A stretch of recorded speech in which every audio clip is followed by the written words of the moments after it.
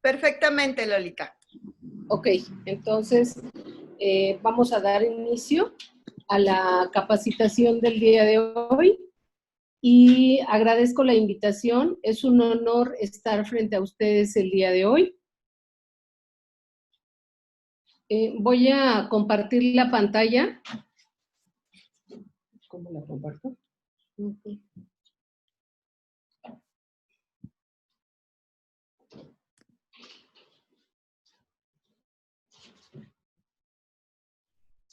A ver, nada más necesito que me confirmen si ya se ve la pantalla.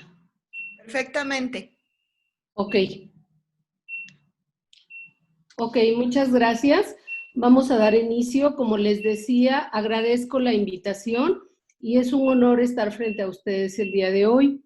Como ya mencionaron, soy enfermera. Mi experiencia laboral fue por 3 años en el Instituto Mexicano del Seguro Social.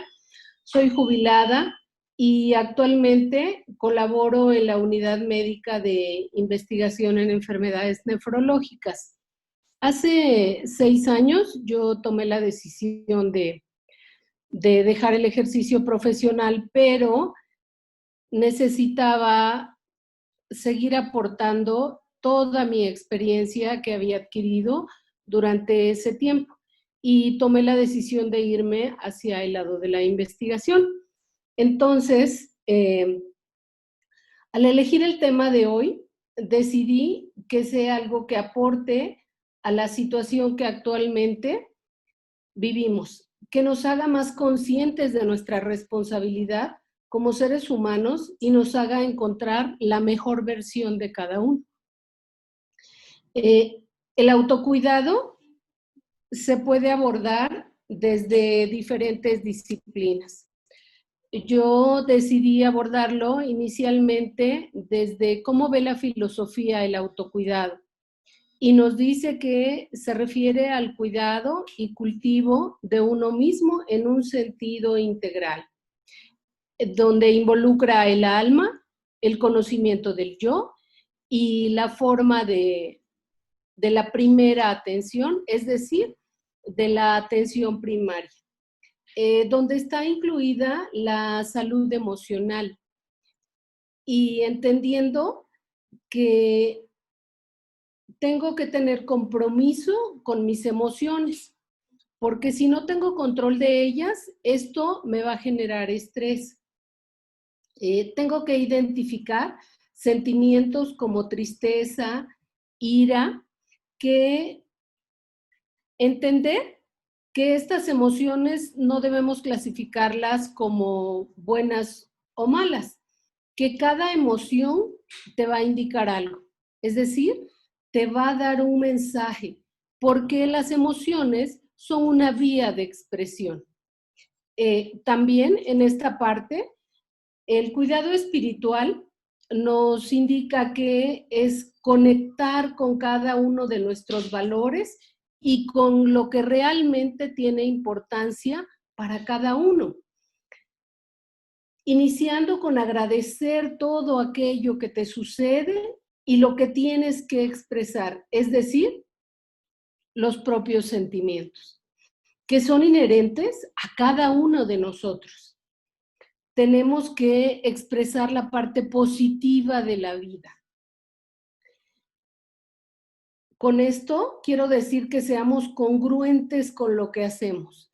Y algo que es primordial es vivir en el presente. Ahora, la otra disciplina desde donde yo decidí enfocar el autocuidado es la medicina moderna. ¿Cómo ve la medicina moderna el autocuidado? Bueno, en nuestro país existen 3 niveles de atención médica. El primer nivel es la medicina preventiva. El segundo nivel es el diagnóstico oportuno y el tratamiento. Y el tercer nivel es la alta especialidad. Entonces, la medicina preventiva nos dice que el autocuidado es una solución parcial que se impone a los gobiernos. ¿Esto por qué está regido?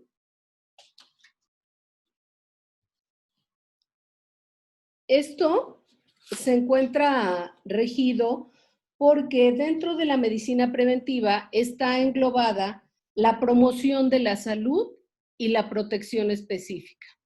Entendiendo como promoción de la salud todas las acciones que vayan dirigidas a que tengamos un equilibrio. Este equilibrio estará determinado por varios factores que vamos a ir revisando. Es más fácil para un gobierno invertirle a la medicina preventiva. Sin embargo, nosotros en este momento, por el momento tan difícil que estamos pasando, vemos que realmente no es así, que estamos enfocados y desde hace muchos años estamos enfocados y empeñados en tratar de curar. Y esta pandemia lo que nos está demostrando es que si le invertimos a la parte de la medicina preventiva, en la promoción de la salud y en la protección específica, tendremos mejores resultados a largo plazo. Entonces, desde la enfermería, que es el área en la que yo me desarrollé, ¿cómo se ve el autocuidado? Bueno, el autocuidado está referido a una teoría y yo les voy a platicar sobre una teorista de Estados Unidos llamada Dorothea Orem, que es una enfermera que define un modelo de atención y hace una teoría general del autocuidado. Entonces, la manera de ver al ser humano es como un ser biopsicosocial, es decir, también de una manera integral. Y esto significa que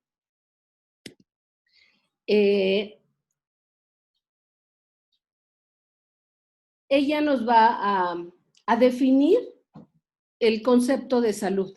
Entonces, la salud es un estado de integridad de los componentes de los sistemas biológico y de los modos de funcionamiento social del ser humano.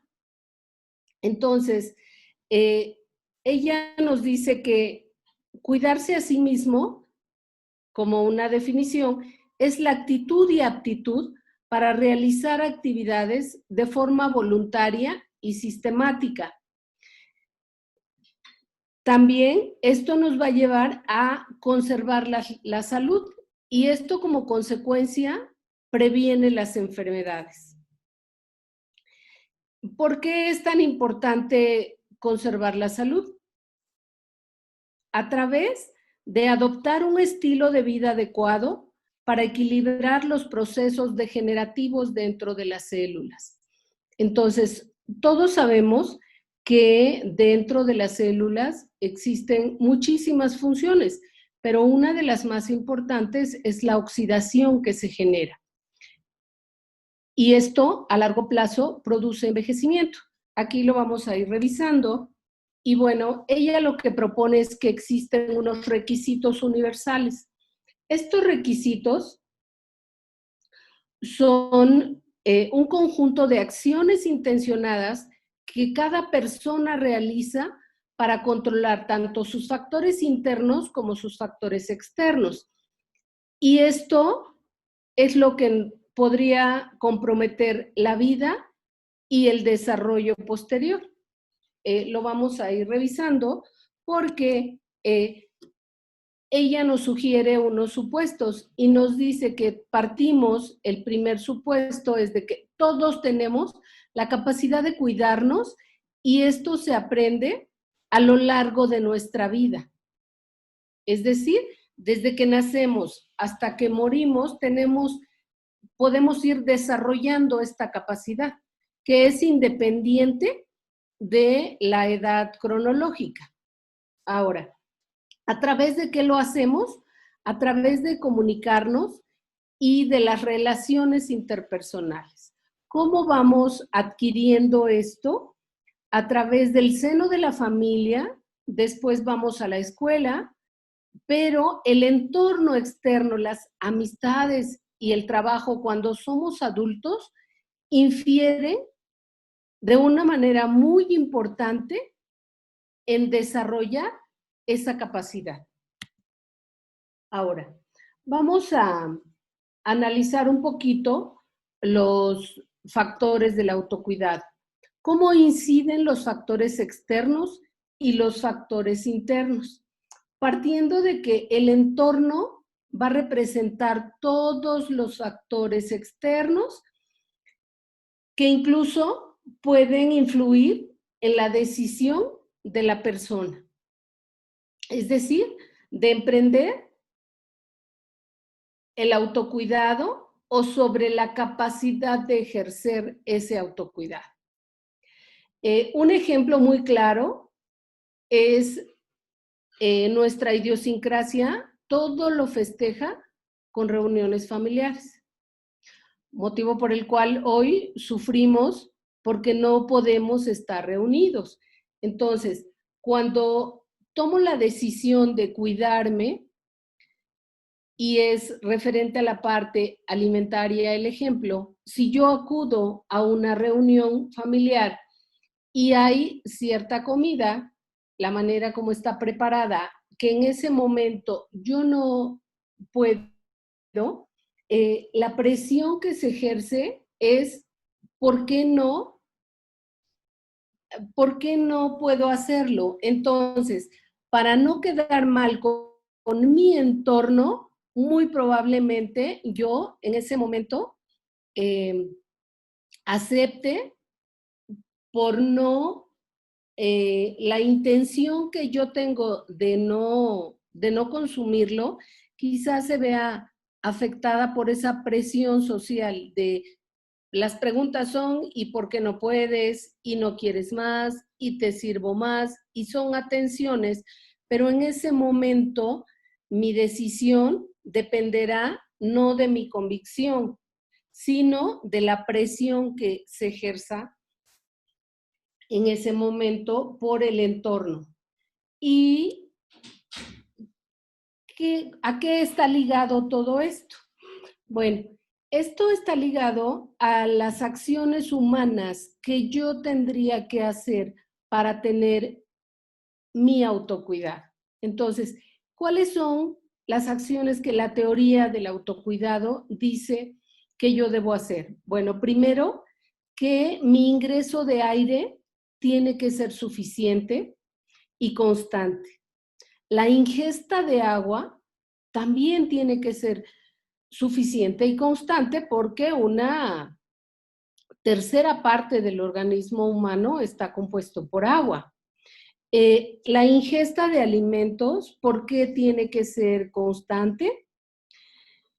Y también no nada más es la ingesta, sino los procesos de eliminación urinaria e intestinal tienen que estar permanentes. Otra acción inherente es cómo distribuyo mi tiempo entre las actividades propias y el descanso. Debe haber un equilibrio entre mi yo interno y mi entorno. También tengo que ser consciente de los riesgos de mi entorno y cómo impactan en mi vida. Este impacto, cómo es y cómo me desenvuelvo en el día a día con los demás. Ahora, ¿qué sucede cuando yo no soy consciente de todo esto que está pasando? Bueno, podría venir un desequilibrio. ¿Y cómo es ese desequilibrio? Bueno, el desequilibrio se da cuando la persona no tiene plena conciencia de su autocuidado. O sí tiene, pero el entorno siempre le estará generando una decisión condicionada. Yo voy a poner aquí un ejemplo muy sencillo con respecto al consumo de alcohol. Hoy en nuestra sociedad está muy permitido y cada vez a más temprana edad esta generación tiene acceso al consumo del alcohol.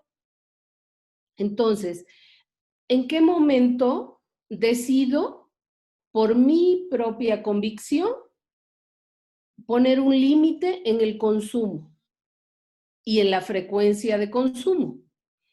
Luego, este desequilibrio, cuando empieza a manifestarse, va a generar un riesgo para la salud.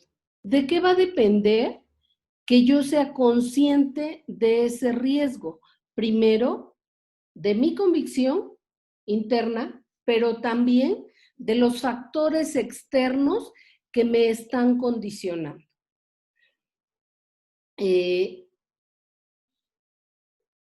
Aquí llega un momento en el que uno dice, bueno, sí, toda esta información está muy bonita, pero ¿qué va a pasar? Yo hoy decido hacer conciencia y de dónde voy a partir para tener un autocuidado. ¿De dónde parto? Que tenga la edad que tenga, esté en la condición de salud que me encuentre, es decir, sano o en riesgo, ¿de dónde voy a partir? Bueno, aquí tenemos unas directrices y cuáles serían las conductas benéficas para mi salud. Bueno, como número 1 está la higiene y dentro de la higiene no nada más está considerado el baño diario, sino algo muy importante que en este momento está siendo un punto de inflexión entre las personas que se infectan o no, que es el lavado de manos.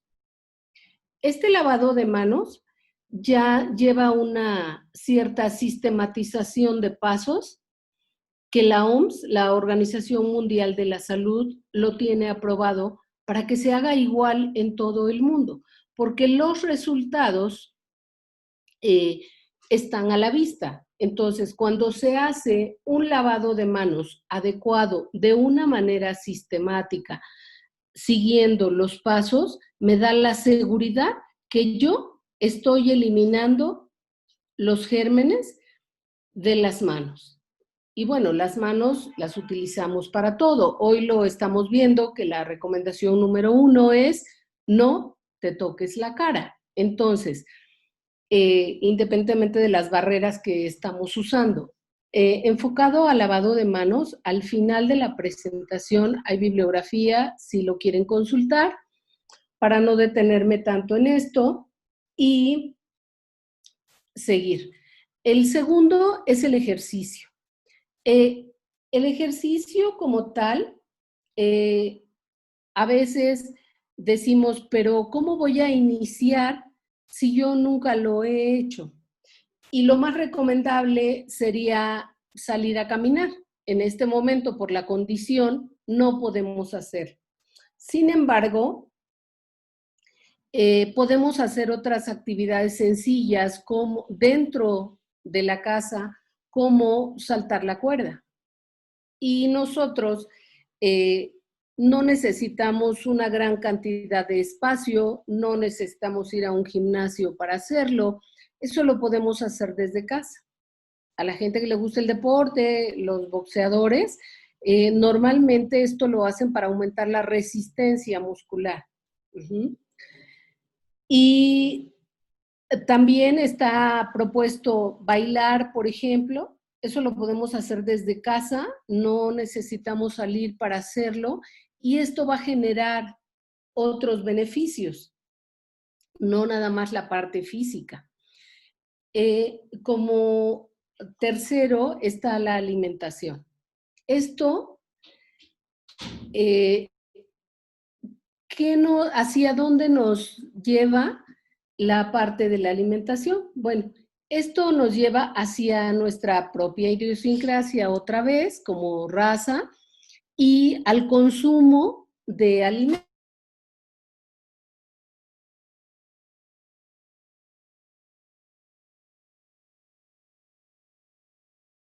Tener una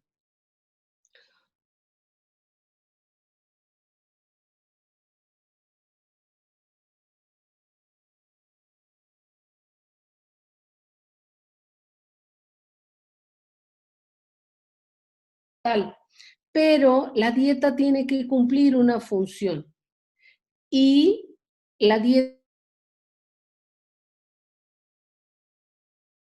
con la pirámide de alimentación, hoy estamos en la idea de cambiar un poco esto y del plato saludable, en el cual se incluyen frutas, verduras frescas, carne magra, leguminosas y otro tipo de proteínas. Sin embargo, ¿en dónde está la situación real?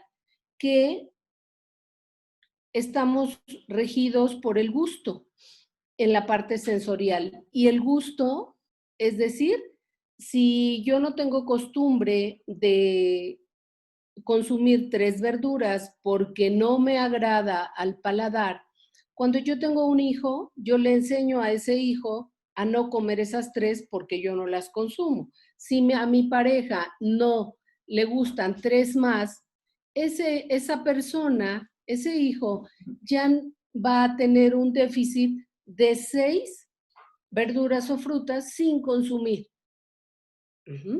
Ahora, en el equilibrio, ¿por qué tiene que ser equilibrada? Bueno, porque en cuanto al tamaño de la porción, quizá alguien dice, yo sí consumo los grupos de alimentos, sí lo hago de una manera sistemática, pero el tamaño de la porción rompe con ese equilibrio. Entonces, hoy en día también está muy en boga consumir alimentos de bajo índice glicémico. Más que medir calorías, se está hablando sobre el índice glicémico. Entonces, también ahí tenemos que tener cuidado y buscar la información adecuada para seguir conservando ese equilibrio. Y bueno, en este momento, ¿cuáles serían los alimentos que no deberíamos consumir de manera continua? Sobre todo los alimentos procesados. Hoy, en este tiempo de estar en casa, tenemos el tiempo para la preparación de los alimentos y no como cuando estamos saliendo de casa a realizar nuestras actividades y consumirlos en la calle. Ahora, ¿qué tipo de alimentos no debemos consumir? Los que contengan grasas saturadas, los que contengan grasas trans, que sean ricos en azúcares y que sean ricos en sodio. En este momento, los alimentos naturales tampoco están aportando la cantidad de nutrientes que requerimos. ¿Por qué? Para el buen funcionamiento celular. Porque la desmineralización de los suelos no se ha logrado remineralizarlos y todos crecen a raíz de tierra. Ahora hay una propuesta sobre sembrar y tener jardines dentro de casa para hacerlo de manera orgánica y eso ayudaría mucho también. El siguiente es la suplementación y bueno,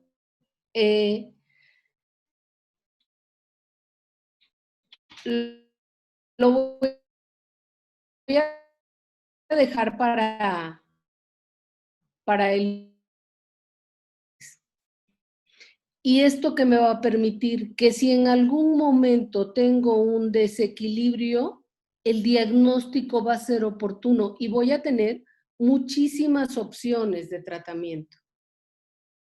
En cambio, si sigo con la idea de recurrir al médico cuando necesito porque algo me duele, los diagnósticos muy probablemente no sean oportunos y el tratamiento menos. Entonces, ¿cuáles son los exámenes que yo me debo realizar para este chequeo? De sangre son química sanguínea, biometría hemática y un examen general de orina. Si yo cuando voy a mi chequeo acudo ya con estos resultados, doy un panorama al profesional de la salud para que me indique qué cambios debo hacer.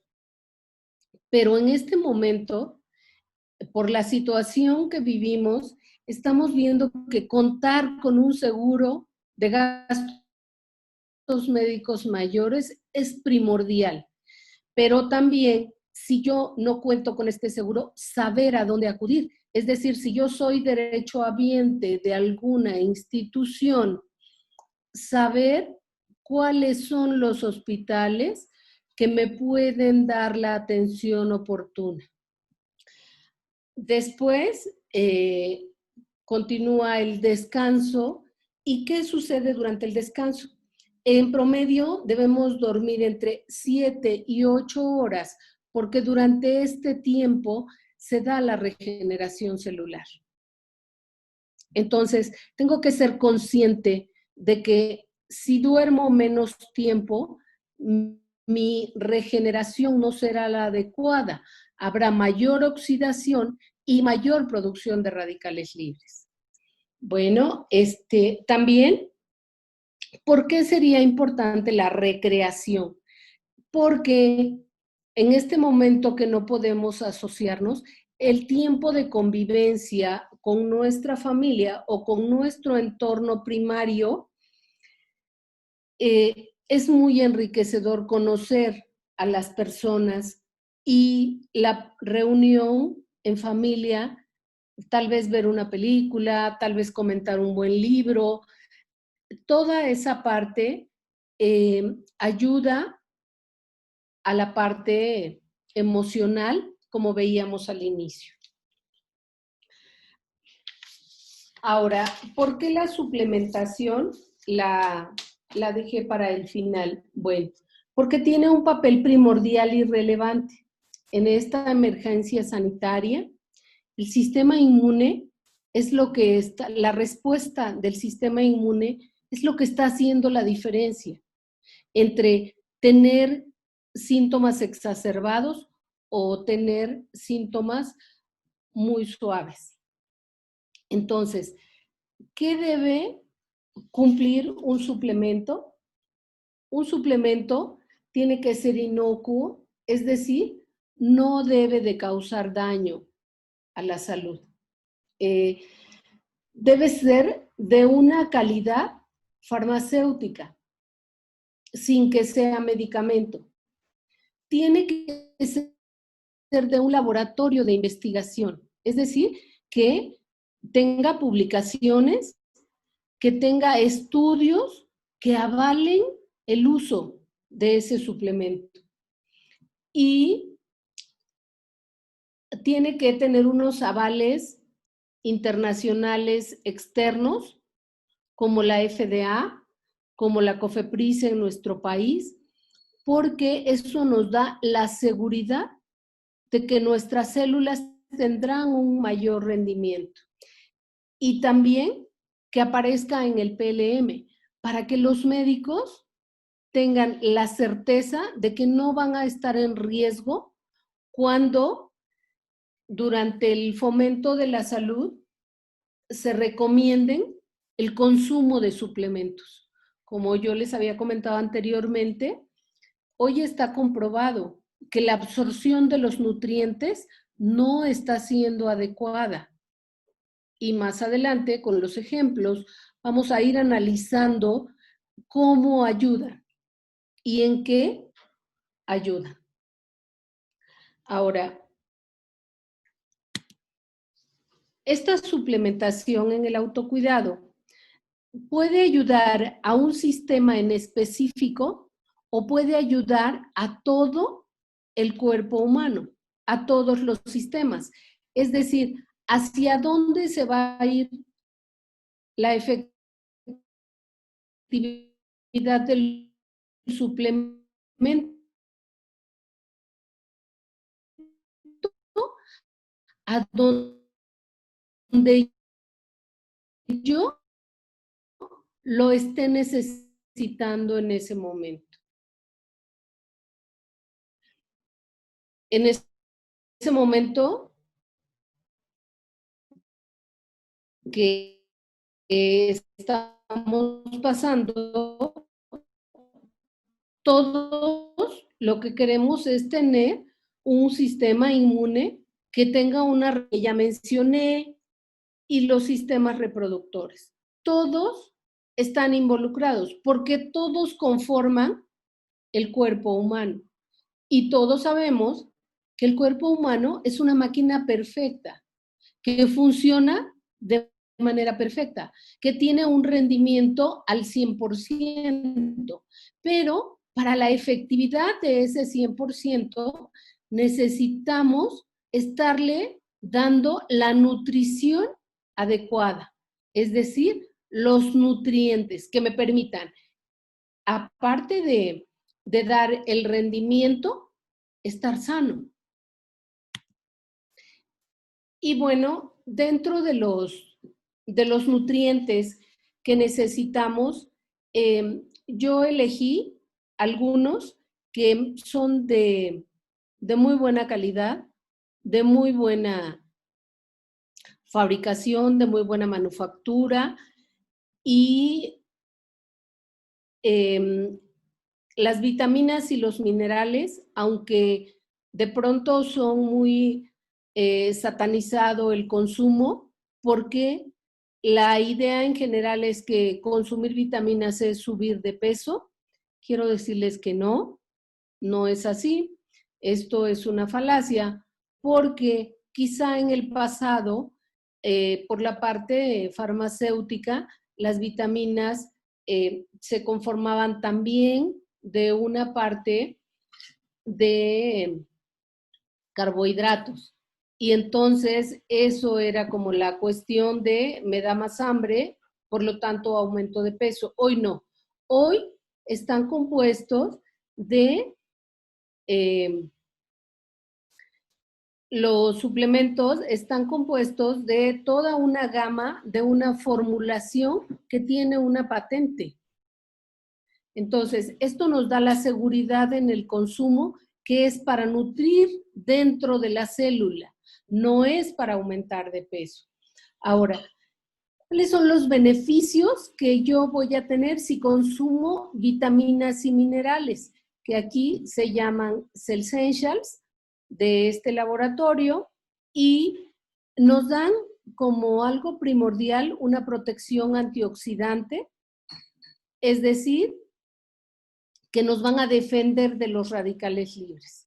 Van a reducir el riesgo de accidentes cerebrovasculares y también reducen el riesgo de desarrollar enfermedades crónico-degenerativas.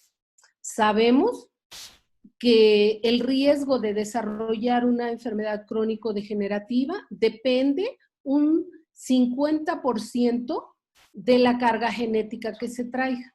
Es decir, si yo soy hijo de padre o madre diabética, tendré el 50% de posibilidades de ser diabético. ¿De qué va a depender que desarrolle o no la enfermedad como tal? Número 1, de mi estilo de vida. Número 2, de la manera como me nutro. Y número 3, de la manera como me suplemento. Del ejercicio que haga, como vimos en el equilibrio. Entonces, dan más energía y estoy segura de que el consumo a largo plazo lo que me va a dar es una nutrición óptima dentro de mis células. Es decir, que me refuerzan el sistema cardiovascular. cardiovascular, el sistema reproductivo, el sistema digestivo, el sistema óseo y respiratorio. Entonces, esto me está asegurando, el consumir vitaminas y minerales, me va a asegurar que yo estaré en el camino correcto hacia una nutrición correcta.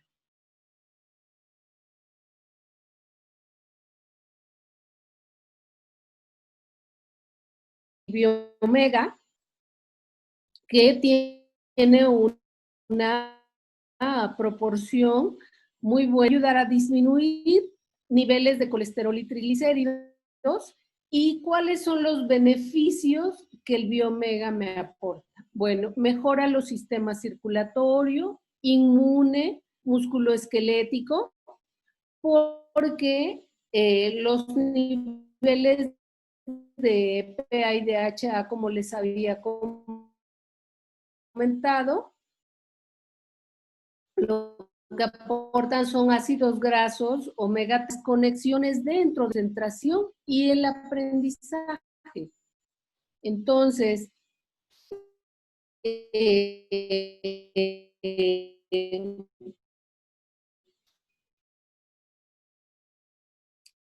el consumo de biomega me está asegurando que yo estaré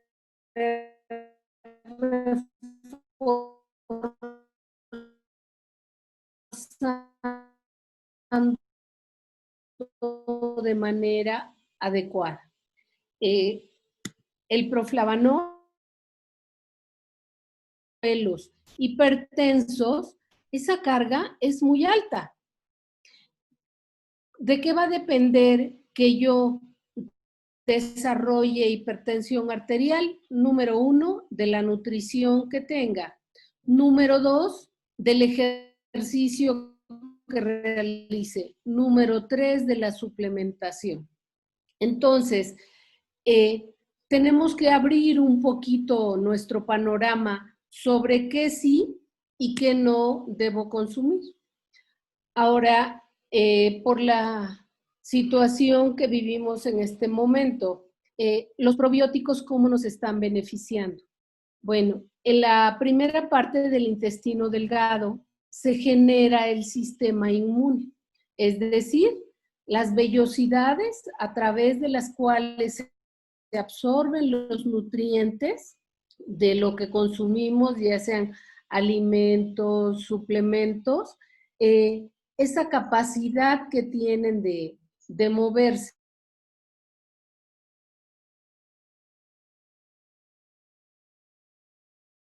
Más efectivas cuando nacemos, porque está esa parte del intestino empezando a desarrollarse.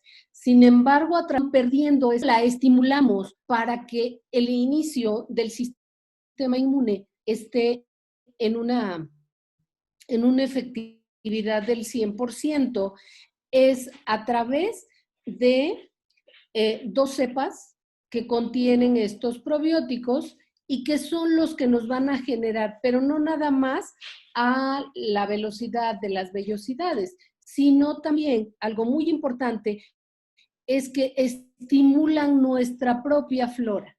La flora bacteriana, que es la que ayuda a la parte de la absorción, eso es lo que tienen de diferente.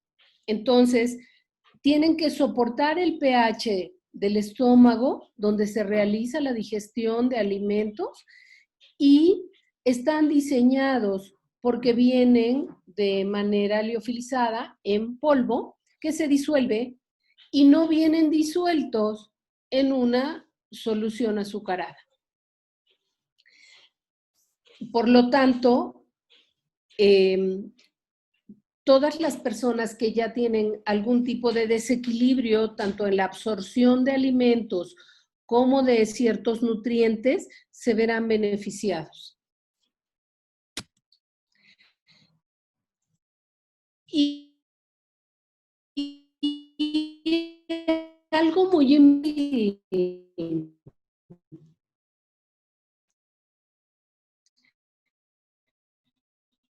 del tiempo, aparte de la oxidación y de los radicales libres que se genera dentro de la célula, se ha visto que la tomar mucho tiempo en que empiecen a notar la diferencia, que empiecen a sentirse mejor, porque cada uno tendrá reacciones completamente diferentes. Porque la suplementación que yo necesito no es la que necesita un adulto joven, no es la que necesita alguien que tiene algún deterioro en su salud. Entonces, las reacciones son diferentes y yo los invito a que hagamos conciencia sobre el autocuidado. Muchas gracias.